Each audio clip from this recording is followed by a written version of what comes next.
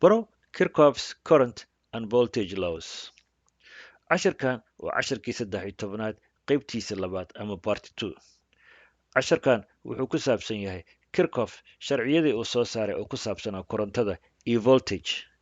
Qaybtan waxaan idinku tusi doonaa tusaalo sidii aad u isticmaali lahayd KCL iyo KVL ama aad u xilin lahayd problem ku saabsan circuitka adoo isticmaalayo KCL iyo KVL.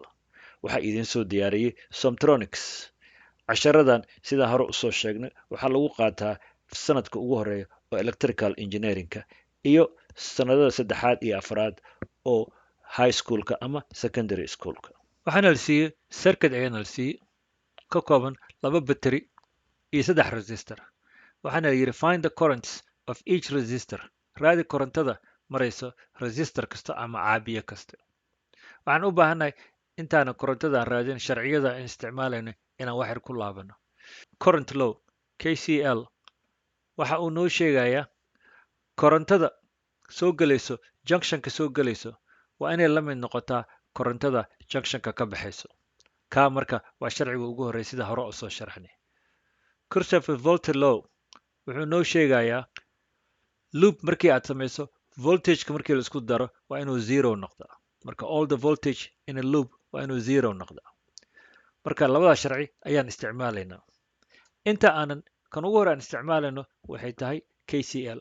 maadaamana la warsado korontada marayso resistoriskaas waxay tahay resistorka koronta marayso kana mid marka waxay u eg tahay 3 koronto in circuitkaas ay marayso. Marka waxaan u baahannahay 3 equation oo aanan aqoon sida yihiin unknown equations 3 unknown equations. Tan ugu horeysa aan sameynayno waxay tahay korontada meesha u socotaan sheegayna maadaama aan haysano battery inta ayaan ka bilaabi karnaa oo waxaan dhihi karnaa korontada waxay ka tagtay minus plus dhinacaasay u socotaa.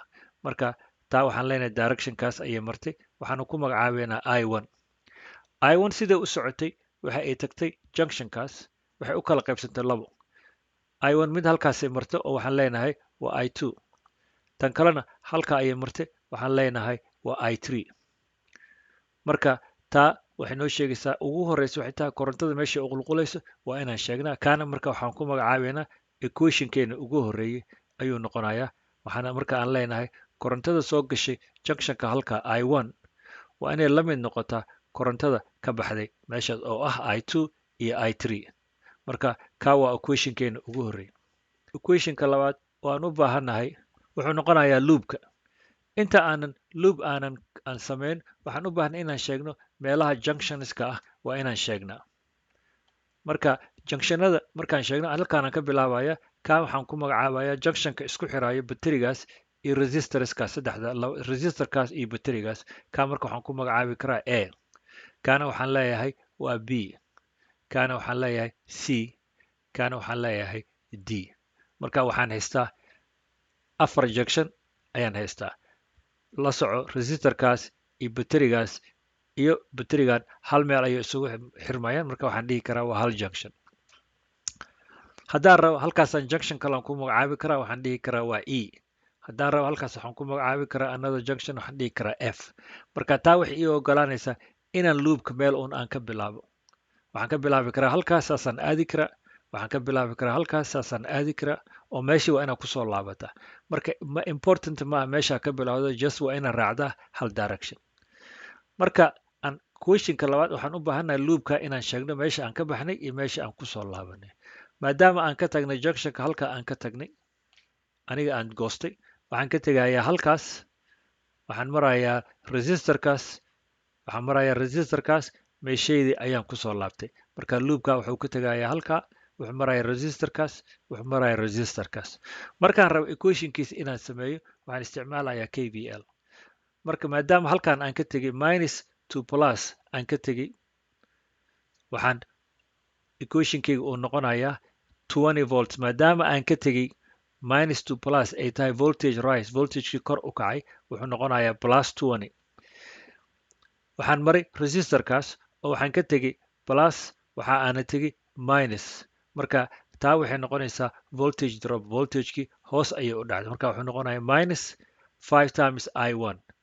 Sida la socotaan voltageka waxaa lagu helaa resistance oo lagu dhiftay current. Marka voltageka resistorkaas wuxuu noqonayaa 5 times I1. Waan soo socday, waxaan imi resistorkan ayaan imi, halkaa waxaan ku haystaa plus, halkaana minus. Maadaama halkaan plus aan ku haysto waa inay plus noqotaa, maadaama korontada ay minus iyo plus ka tagto, ama dhinac kale ay u socon karto, plus iyo minus to plus ay noqon karto. Marka dhinaca markaan u socday, waxaan ka tegey meel kore potential dheer iyo waxaan tegey meel hoose. Marka taa waxay noqonaysaa voltage drop. Voltagekii ayaa hoos u dhacday minus resistorkii oo ahaa 3 times I2. Markii intaa la isku darona waxaan helay 0. Marka kaa wuxuu noqonayaa equationkayga labaad. Equationka saddexaad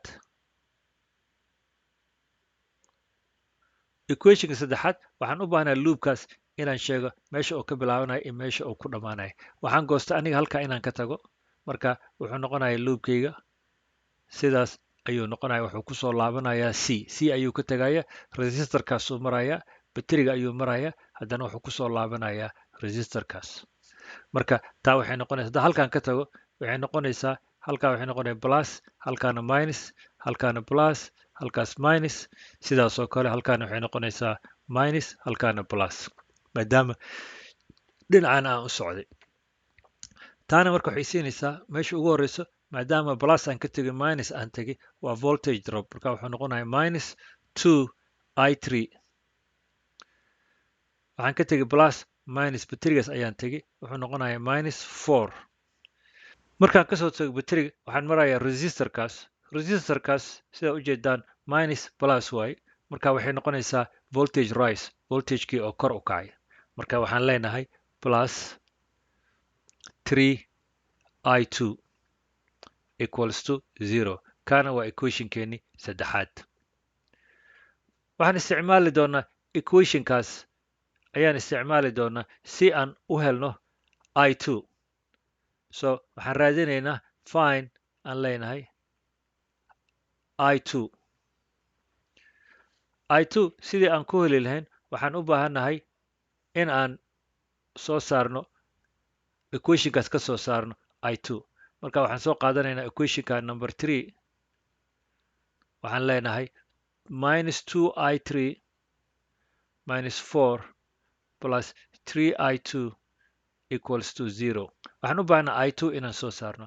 Marka I2 halkaanaan ku dhiganaynaa. I2 ayaan leenahay equals to minus 2I3 iyo minus 4 dhinaca kale aan u wareejinaynaa. I'm hoping algebradiina inay fiican tahay. Kaa wuxuu noqonayaa plus 2I3, kaana wuxuu noqonayaa plus 4. Marka I2 haddaan rabno inaan helno waa inaan u qaybinaa 3 meel kasto. Marka 3aan u qaybinaynaa, waxaa noo soo haraya 2I3 oo loo qaybiyey 3 plus 4 oo loo qaybiyey 3. Taana waxay isugu biyo shubanaysaa markaa isu qaybiso 0.67 I3 plus 1.33. Marka I2 waxa ay la mid tahay 0.67 I3 plus 1.33. I2 waan helnay. Marka waxaan ka shaqaynaynaa I1 ayaan leenahay. Marka waxaan leenahay find I1. Sida hore aan idinku soo sheegay, I1 waxa ay la mid tahay I2 oo lagu daray I3. Maadaama I2 aan haysto, waxaan gashanayaa halkaas I1 equals to I2 ayaan soo qaadanayaa, waxa uu la mid yahay 0.67 I3 oo lagu daray 1.33 plus I3. Marka kaas waxa uu ka taagan yahay I2. Maadaama aan haysto I3 halkaana I3 aan haysto, waa isku darsan karaa. Marka waxaan helayaa I1 equals to 0.67 I3 haddaa ku darto plus 1 I3 ah, waxa uu ku siinaya 1.67 I3 oo lagu daray 1.33 gaas oo noo soo haray. Marka taana waxayna siinaysaa I1 ayayna siinaysaa. waxaan haysanaa I2 iyo I1 waxaa naga maqan I3 marka waxaan leenahay fine line ayaan samaysanaynaa si meel aan ugu shaqaysano aan u helno waxaan u baahannahay inaan isticmaalno equationka labaad marka waxaan samaynaynaa fine aan leenahay I3 maadaama aan haysano I2 iyo I1 waxaan soo qaadanaynaa equationka labaad sidii hadda kor ay idinku sheegay equationka labaad wuxuu yahay 20 minus 5 I1 minus 3 I2 equals to 0 I1 waxaan ku buuxsanayaa numberkaas xisaabtaas aan helay I2na waxaan ku buuxsanayaa xisaabtaas aan helay marka waxaa ii soo baxaya hal equation oo dheer marka kaa waxay noqonaysaa 20 minus 5 I1 booskeeda waxaan gashanayaa 1.67 I3 plus 1.33 minus 3 oo lagu dhuftay I2 I2na waxay la mid tahay 0.67 I3 plus 1.33 marka taa waxay tahay I1 kaana waxay tahay I2 marka sidaa u jeedaan waxa noo soo haray halkaas aan ku haysanaa waxaan ku haysanaa I3 halkaana waxaan ku haysanaa I3 iyo waxaan haysanaa laba number oo 1.3 iyo 1.3 ah marka xisaabta inaan isku dhudhufano waaye waxaan helaynaa 20 minus 5 times 1.67 marka aad ku dhufato waxaa helaysaa 8.35 I3 minuska iyo pluska waxay isku noqonayaan minus 5 markaa ku dhufato 1.33na waxaa helaysaa 6.65 ayaad helaysaa waxaa noo soo haray minuskaas haddaa ku dhufato 0.67 aad ku dhufato waxaad helaysaa 2.01 I3 ayaad helaysaa 3ga markaa ku dhufato 1.33 aad ku dhufatana waxaa helaysaa minus 3.99 equals to 0 kaas waa equationkeeni waa algebra ayaa isugu soo hartay marka waxaan samaynaynaa wixii isleh waa isku toosinaynaa waxaa isleh 8.35 I3 iyo minus 2.01 I3 marka isku meel ayaan usoo wareegsanaynaa minus 8.35 I3 minus 2.01 I3 waa isleeyihiin 20ga plus waxaan leenahay 20 iyo numberkaas oo ah 6.65 iyo minus 3.99 equals to 0 marka minuska iyo minuska I3ga labada I3 waa isku darsamanayaan waxay noqonayaan minus 10.36 I3 ayay noqonayaan 20ga markii laga jaro 6 oo laga sii jaro 3.99 laga jarana waxaa noo soo haraya plus 9.36 ayaa noo soo haraya equals to 0 marka kaana waxaan haysanaa equation aan ka shaqayn karno markaas algebra ahaan marka waxaan u baahannahay inaan soo saarno I3 waxaan leenahay minus 10.36 I3 equals to 9.3ga dhinaca kale aan u wareegsanaynaa algebra ahaan wuxuu noqonayaa minus 9.36 labada markii aan ku dhufto si aan u helo positive waxaan ku dhufanayaa minus kan wuxuu noqonayaa 10.36 I3 equals to 9. Minuska markaa kan aad ku dhufatana wuxuu noqonayaa plus 9.36 I3 markaa waxay la mid tahay 9.36 oo loo qeybiyey 10.36 taana waxay eena siinaysaa 0.903 amperes marka I3 waxaan haysanaa 0.903 amperes maadaama aan haysano I3 waan raadin karnaa markaas I1 iyo I2 I2 waxa ay la mid tahay 0.67 I3 plus 1.33 marka I2 waxa ay noqonaysaa 0.67 I3 waxaan haysanaa 0.903 marka I3 ayaan soo qaadanaynaa halka ayaan gashanaynaa waxaan gashanaynaa 0.903 ayaan gashanaynaa marka waxaan leenahay plus 1.33 I2 marka waxay la mid tahay markii la isku dhufto 0.67 lagu dhufto 0.903 lagu dhufto waxaad helaysaa 0.605 marka waxaa ku darsamaya 1.3ga 3ga labadaa markaa isku darto waxaa helaysaa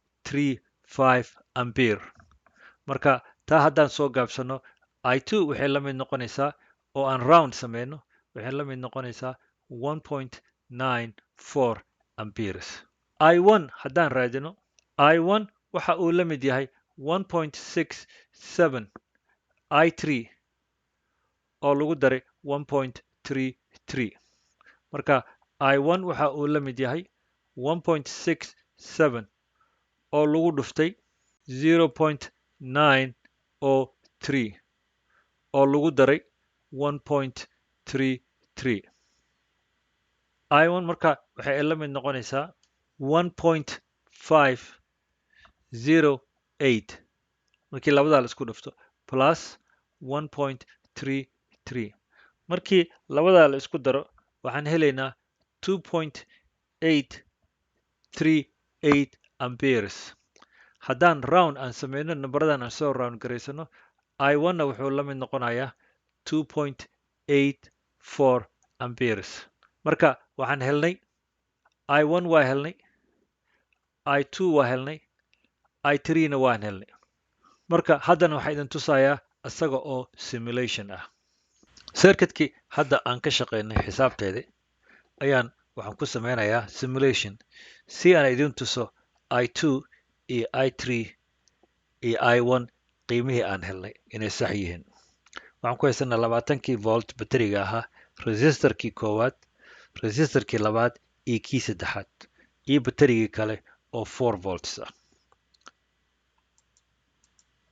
circuitka markaan daarno sidaa ujeedaan waxaad aragtaa I1 oo ah korontadii aan ka bilownay junctionka hoose oon kor aadnay I1 waxay la mid tahay 2.84 amperes taana waa wax tan aan kor kusoo qoray sidii lagu helay I2 I1 waxay u kala baxday laba waxay u baxday I2 iyo I3 sidaa ujeedaan I2 waxay noqotay 1.94 amperes taasna waa xisaabtii aan helnay I3 oo ahayd midii ugu horreysa aan helnay waxay ka tagtay junctionkaas ayay ka tagtay oo anaga aan dooranay oo ahaa junctionkii B ahaa waxayna ay tagtay resistorkaas waxayna kusoo laabatay baterigaas waxayna noqotay 903 milliamps markii loo bedelo decimal pointed waxay noqonaysaa